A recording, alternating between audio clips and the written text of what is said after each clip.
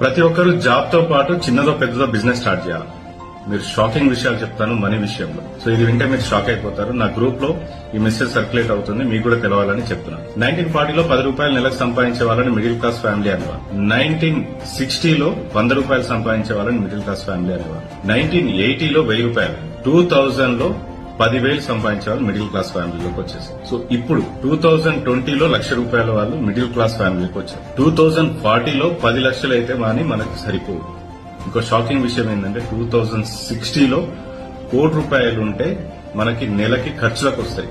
ఇప్పుడు మనం ఏదైనా ల్యాండ్ కొని ఏదైనా ఇన్వెస్ట్మెంట్ చేసి ఉంటే అప్పుడు 1 కోటి రూపాయలు అవుతాయి అని అనుకుని ఉంటే అది మీకు ఒక నెలకి ఖర్చులకు సరిపోతాయి. సో అందుకని ప్రతి ఒక్కరూ చిన్నదో పెద్దతో జాబ్ తో పాటు బిజినెస్ స్టార్ట్ చేయాలి, డబ్బులు సంపాదించాలి. మనం ఇప్పుడు ల్యాండ్ ఏదైనా కొనేసి అప్పటికి 1 కోటి రూపాయలు అవుతాయని అనుకుంటే మన పిల్లలకి 1 కోటి రూపాయలు